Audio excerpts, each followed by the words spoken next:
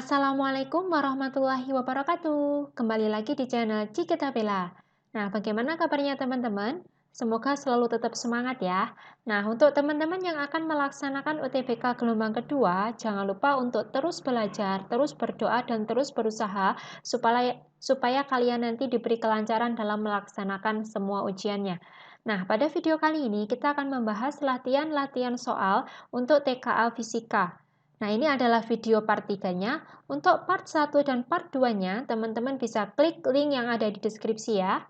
Oke, sebelum kita simak latihan soalnya, jangan lupa teman-teman untuk klik tombol subscribe, tekan tombol loncengnya. Jangan lupa juga like, komen, dan share sebanyak-banyaknya ya. Oke, langsung saja soal yang pertama. Sebuah sumber bunyi menuju seorang pengamat yang diam di sebuah halte. Ketika sumber bergerak mendekat dan menjauh, frekuensi yang didengar pengamat berturut-turut adalah 900 Hz dan 800 Hz. Anggap kecepatan sumber bunyi tetap dan kecepatan bunyi di udara sebesar 340 meter per sekon, maka kecepatan sumber bunyi adalah berapa kilometer per jam, gitu ya. Nah, sekarang kita tuliskan dulu apa yang diketahui. Ini ada 900 Hz, itu adalah frekuensi yang didengar oleh pendengar ketika sumber bunyinya mendekat. Misalkan kita tuliskan FP dekat gitu ya. FP dekatnya sama dengan 900 Hz. Nah, yang selanjutnya ada frekuensi yang didengar oleh pendengar ketika sumber bunyinya menjauh. Atau kita tuliskan FP jauh sama dengan 800 Hz. Terus ada kecepatan bunyi di udara, yaitu V sama dengan 340 meter per sekon. Nah, di sini tadi pengamatnya diam. Berarti kecepatan pengamat atau VP sama dengan 0. Nah, yang ditanyakan adalah berapakah kecepatan sumbernya atau VS-nya sama dengan berapa kilometer per jam. Nah, untuk mengerjakan soal ini kita menggunakan efek Doppler, di mana VP atau frekuensi yang didengar oleh pendengar itu sama dengan V plus minus VP per V plus minus VS dikali Fs. Nah, VP itu bernilai positif ketika dia mendekati sumber, VP bernilai negatif ketika menjauhi sumber. Nah, berkebalikan dengan VS, VS itu bernilai positif ketika menjauhi pendengar, dan VS bernilai negatif ketika mendekati pendengar. Nah, selanjutnya kita uraikan dulu persamaan dari frekuensi yang didengar oleh pendengar ketika sumbernya mendekat, yaitu VP dekat sama dengan V, karena VP-nya harusnya kan pakai plus minus VP ini ya. Karena VP-nya 0, nggak usah dimasukkan, nggak apa-apa. Langsung per V. Nah, sumbernya mendekati pendengar. Mendekati berarti nilainya minus VS kali Fs. Itu untuk yang VP mendekat. Untuk yang VP jauh sama dengan V per V. Nah, di sini sumbernya menjauhi pendengar, berarti plus VS kali Fs. Gitu ya. Sekarang kita bandingkan atau kita pakai perperan bisa. Misalkan VP dekat per VP jauh sama dengan, kita tuliskan persamaannya, yaitu V per V min Vs dikali Fs. Untuk yang VP jauh, V per V plus Vs kali Fs. Nah, Fs-nya ini kan sama, karena kan sumber bunyinya cuma satu. Berarti Fs-nya ini bisa kita coret. Ini kan perperan, pembagian perperan. Ini bisa kita balik gitu ya. Jadinya V per V min Vs dikali V plus Vs per V. Nah, V-nya ini juga sama nilainya, kita coret saja. Selanjutnya kita masukkan nilainya. V tadi yaitu 340 ditambah Vs per 340 min Vs. Nah, jangan lupa VP dekatnya tadi nilainya 900 per 800. Kita coret nolnya. Nah, kita kalikan silang ya. Jadinya 9 dikali 340 min Vs sama dengan 8 dikali 340 plus Vs.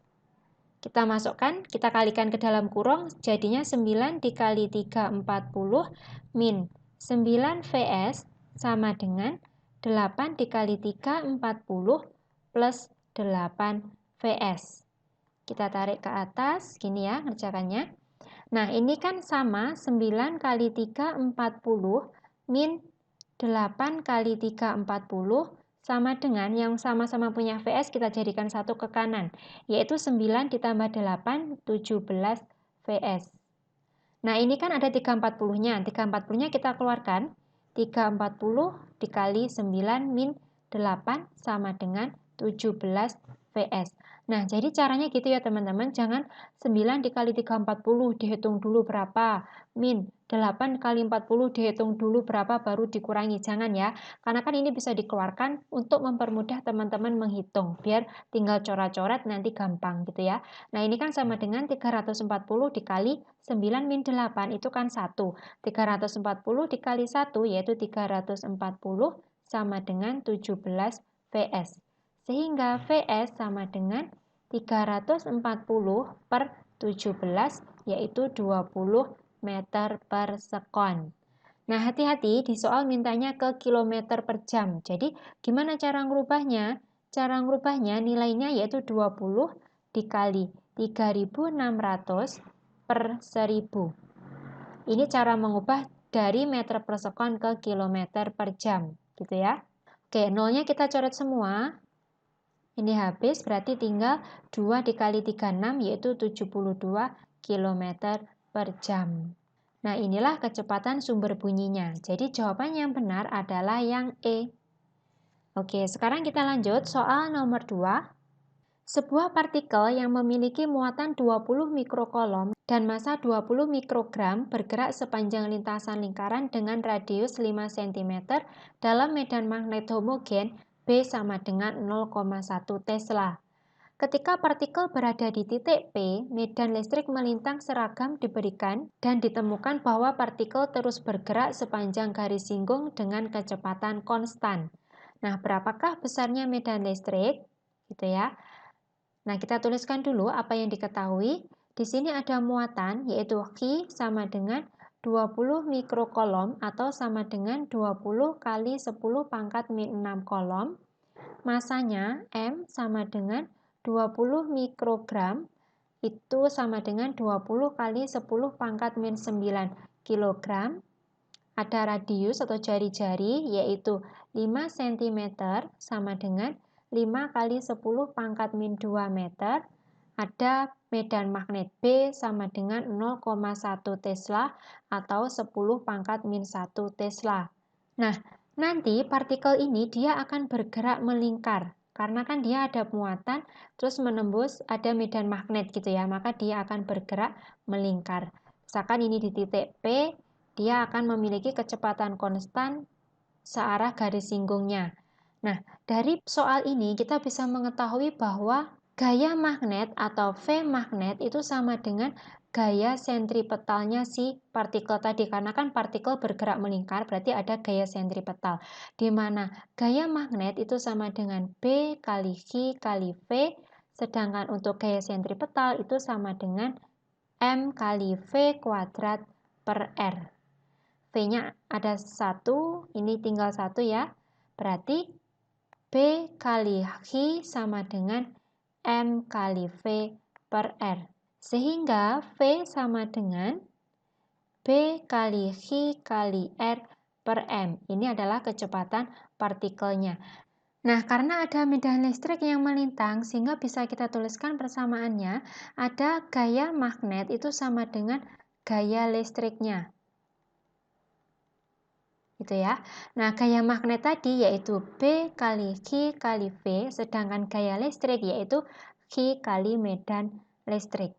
Nah, Q-nya sama, kita coret, B-nya kita tuliskan ulang, V-nya, nah kecepatannya partikel tadi kan sudah kita cari yaitu BQR per M. Kita masukkan di sini ada B kali Q kali R per M. Itu sama dengan medan listrik atau medan listrik E sama dengan B kuadrat kali Q kali R per M. Sekarang kita masukkan nilainya sama dengan B tadi nilainya 10 pangkat min 1, jangan lupa dikuadratkan. Q-nya yaitu 20 kali 10 pangkat min 6 kali R-nya 5 kali 10 pangkat min 2 masanya yaitu 20 kali 10 pangkat min 9. 20-nya kita coret, sehingga hasilnya 5. 10 pangkat min 1 dikuadratkan, 10 pangkat min 2. 10 pangkat min 2 dikali 10 pangkat min 6 itu adalah 10 pangkat min 8. Dikali 10 pangkat min 2 yaitu 10 pangkat min 10 per 10 pangkat min 9. Sama dengan 5 kali 10 pangkat min 1 volt per meter atau 0,5 volt per meter. Nah, inilah medan listrik yang terjadi, yaitu jawaban yang benar adalah yang E. Oke, kita lanjut soal nomor 3. Gas ideal diatomik sebanyak N mol mengalami proses termodinamika pada tekanan tetap yaitu B Pascal. Dari keadaan 1 ke keadaan 2 dengan volume keadaan 1 atau V1 sama dengan A meter kubik dan volume pada keadaan 2 atau V2-nya sama dengan 4 kali V1. Dalam proses tersebut, gas menyerap kalor sebesar berapa joule gitu ya. Nah, kita tuliskan dulu apa yang diketahui. Di sini yang diketahui adalah tekanan P sama dengan B Pascal. V1 sama dengan A meter kubik. V2 sama dengan 4 kali V1 berarti sama dengan 4A meter kubik. Terus di soal yang ditanyakan adalah Q, besarnya kalor yang diserap, berapa joule gitu ya. Nah, kita menggunakan hukum pertama termodinamika atau hukum satu termo, di mana Q sama dengan atau kalor sama dengan perubahan energi dalam atau delta U ditambah dengan usaha atau W, gitu ya. Nah, di sini W itu karena di sini prosesnya pada tekanan tetap atau ini adalah isobarik, W pada proses isobarik itu sama dengan P kali delta V atau P dikali delta V itu sama dengan V2 min V1. Kita masukkan nilainya, P-nya tadi adalah B, V2-nya 4A, V1-nya A. Sehingga B dikali 4A dikurangi A, 3A. Sama dengan 3AB. Ini untuk W-nya. Sedangkan untuk delta U-nya, perubahan energi dalam atau delta U itu sama dengan F per 2 kali N kali R kali T. F ini adalah derajat kebebasan tergantung gas idealnya ini monoatomik, diatomik, atau bagaimana gitu ya. Nah, kita masukkan delta U sama dengan, karena gasnya tadi diatomik, ini berarti derajat kebebasannya adalah 5, yaitu 5 per 2 nRT. Nah, di mana kita tahu P kali V itu sama dengan nRT.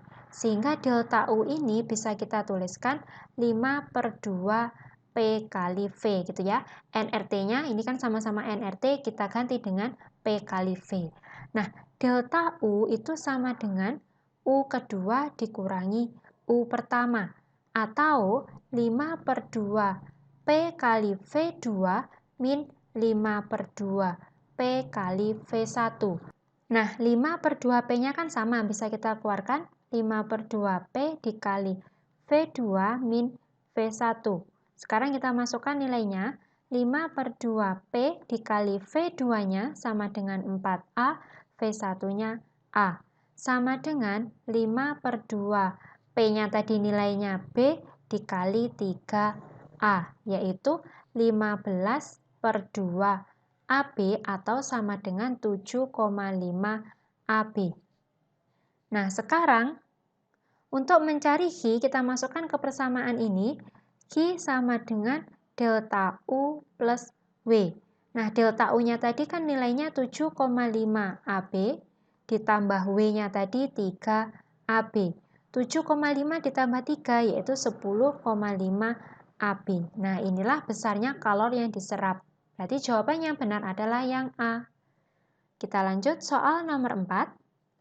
Dua balok bermasa M1 4 kg dan M2 1 kg saling terhubung dengan seutas tali yang bergerak tanpa selip melalui sebuah katrol dengan momen inersia 2,5 kg meter persegi.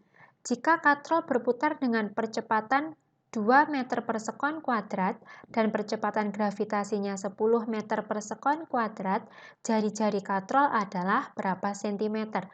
Oke, dari soal ini kita bisa gambarkan dulu ilustrasinya. Kurang lebih nanti gambarnya akan seperti ini. Nah, di sini ada M1, di sini ada M2. Karena nilai M1 itu lebih besar daripada M2, maka sistem akan bergerak ke kiri, searah dengan M1. M1 akan bergerak ke bawah, sedangkan M2 akan bergerak naik ke atas. Di mana di sini ada katrol yang memiliki jari-jari R. Nah, kita gambarkan dulu gaya-gayanya. Di sini ada W1, di sini ada gaya tegang tali, misalkan kita beri nama T1, di sini ada W2, ini ada tegangan talinya juga, kita beri nama T2. Nah, sekarang kita tinjau satu persatu. Yang pertama, kita tinjau benda satu. Karena sistem ini bergerak, berarti kita menggunakan hukum 2 Newton, yaitu sigma F sama dengan M kali A. Karena kita meninjau benda satu, berarti ini M-nya adalah M1. Nah, sekarang kita lihat pada benda satu itu ada gaya-gaya yang bekerja, yaitu ada W1 dan T1. Kita anggap yang searah dengan pergerakan benda itu nilainya positif. W1 min T1 sama dengan M1 kali A. Kita masukkan nilainya, W itu M kali G, M1-nya tadi 4 kali 10 yaitu 40, min T1 sama dengan M1-nya 4, A-nya tadi 2. Berarti bisa kita tuliskan T1 sama dengan 40 min 8 yaitu 32 Newton. Sekarang kita tinjau benda 2. Sama seperti benda 1, yaitu sigma F sama dengan M2 kali A. Yang beda adalah sigma F-nya, yaitu ada W2 dan T2. Karena yang searah itu T2-nya, sehingga T2 min W2 sama dengan M2 kali A. Atau T2 min W2-nya, karena masanya 1 berarti W-nya 10, sama dengan M2-nya 1 kali percepatannya 2. Sehingga T2 sama dengan 10 ditambah 2 yaitu 12 Newton. Nah, sekarang kita tinjau katrolnya, di mana di katrol itu ada dua gaya yang menyebabkan katrol itu berputar, sehingga ada torsi atau tau sama dengan momen inersia kali percepatan sudut, atau tau sama dengan I kali alfa. Nah, taunya ini adalah gaya-gaya yang menyebabkan benda itu berputar. Tadi pada katrol itu bekerja dua gaya, ada T1 dan T2. Misalkan kita tuliskan T1 kali R, dia arahnya berlawanan jarum jam positif, min T2 itu arahnya searah dengan jarum jam, yaitu negatif. T2 kali R sama dengan I kali alfa atau percepatan sudut. Nah, percepatan sudut ini bisa kita ganti dengan A per R, gitu ya. Sehingga ini nanti kita masukkan nilainya, R-nya kita keluarkan saja karena sama-sama ada R-nya. R dikeluarkan, T1 tadi nilainya 32, min T2 nilainya 12, sama dengan I-nya 2,5 dikali A-nya 2 per R. Nah, di sini ada R, di sana ada R, tidak boleh dicoret ya ini, tapi dia bisa dikuadratkan atau dikalikan, jadinya R kuadrat dikali dengan 20 sama dengan 5. Sehingga R kuadrat sama dengan 5 per 20 atau sama dengan 0,25. Sehingga R-nya itu sama dengan akar dari 0,25 sama dengan 0,5 meter. Di soal mintanya ke sentimeter, kita rubah menjadi sentimeter, yaitu 0,5 dikali 100 sama dengan 50 cm. Nah, inilah jari-jari katrolnya. Jadi jawaban yang benar adalah yang A. Oke, kita lanjut ya. Soal yang terakhir. Sebuah partikel bermuatan listrik positif dan bermassa M pada bidang XY tampak pada gambar. Oke, kita gambarkan dulu. Nah, ini ada sumbu X positif. Di sini ada sumbu Y positif. Di sini ada sumbu Z positif. Tadi partikel bergerak pada bidang XY. Misalkan di sini gerakan partikelnya. Terus ada medan magnet homogen B yang searah dengan sumbu Z positif. Misalkan arahnya ke sumbu Z positif, di sini ada B, medan magnet homogen. Nah, misalkan partikelnya berada di sini, partikel ini akan mendapat gaya magnetik yang arahnya ke pusat. Nah, karena dia bergerak dengan melingkar, di sini nanti juga berlaku gaya sentripetal. Nah, kita menggunakan kaidah tangan kanan, ketika B-nya menuju sumbu Z positif, F-nya menuju sumbu X positif, maka nanti kecepatan partikel atau Q-nya itu kan berarah ke kanan. Karena antara V, F, dan B itu saling tegak lurus. Kalau B-nya ke sumbu Z positif, F-nya ke sumbu X positif, berarti V-nya atau pergerakan partikelnya itu ke sumbu Y positif. Nah, berarti ini nanti akan bergerak searah dengan gerakan jarum jam. Sekarang kita cari dulu berapakah besarnya kecepatan itu. Nah, di situ nanti akan berlaku gaya magnet sama dengan gaya sentripetalnya. Atau B kali Q kali V sama dengan M kali V kuadrat per R. V-nya kita coret tinggal 1, berarti B kali Q sama dengan M kali V per R, atau V sama dengan Q kali B kali R per M. Jawaban yang benar berarti yang D. Ini ya, Q kali B kali R per M searah dengan gerak jarum jam. Nah, demikianlah pembahasan latihan soal untuk persiapan UTBK gelombang kedua. Untuk teman-teman yang akan mengikuti tes gelombang kedua, jangan lupa untuk tetap berusaha, berdoa, dan tetap belajar ya. Semoga kalian semua nanti bisa diterima di jurusan yang kalian inginkan. Jangan lupa untuk subscribe channel ini dan semoga video ini bermanfaat. Wassalamualaikum warahmatullahi wabarakatuh.